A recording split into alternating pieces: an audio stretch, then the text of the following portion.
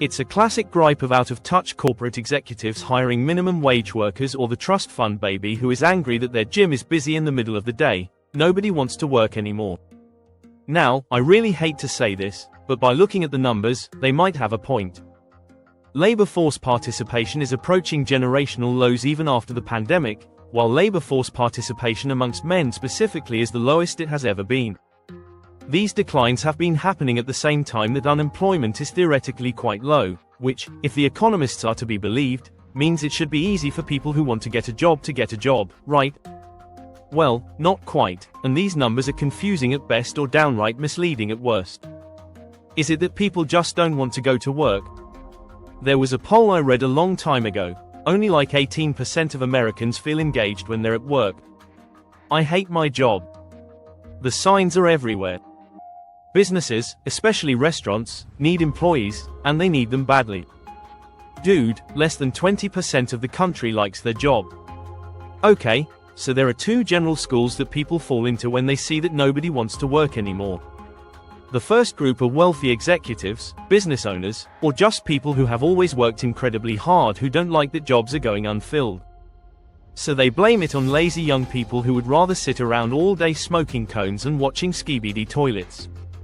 The second school of thought agrees that, yes, people don't want to work, but they don't want to work demeaning jobs where they won't get paid enough to support a decent quality of life.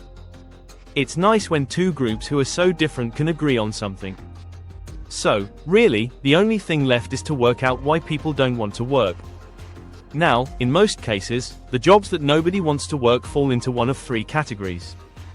1. Jobs that pay well below market rates. Businesses aren't going to be able to fill a full-stack senior development role in Silicon Valley for $50,000 a year plus equity in their questionable pre-seed startup. But there are still plenty that try. Even entry-level jobs that pay minimum wage in very high cost of living areas are going to be much harder to fill in a city where even finance bros are living in shared housing.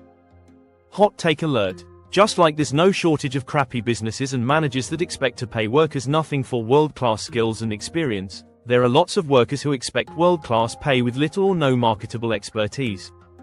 One of the most insightful pieces of data on this issue is this recent survey right here. It asked a selection of Americans what they consider to be the minimum salary they would need to be financially successful. Now, most of the responses to the numbers have been laughing at the Gen Zers just entering the workforce who think that almost $600,000 a year is a realistic salary goal. Because for most people, it just isn't.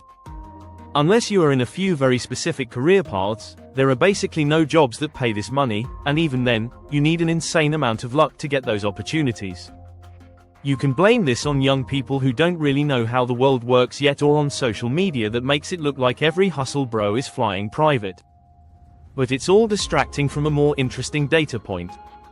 The average boomer thinks financial success is achieved with a salary of just under $100,000. According to the Bureau of Labor Statistics, this is still almost double the median national salary. But in most major cities where people can actually find jobs that pay this much, $100,000 certainly doesn't afford a lifestyle of financial success. There is simply a massive gap in expectations between the generations looking for their first jobs and the group responsible for giving out most of the jobs. So, they both agree that nobody wants to work, just for different reasons. 2. Workplaces with unreasonable demands or abusive management. These are jobs that push their staff, demand unreasonable overtime, or have management that is needlessly abusive. This happens in a shocking number of businesses across the country.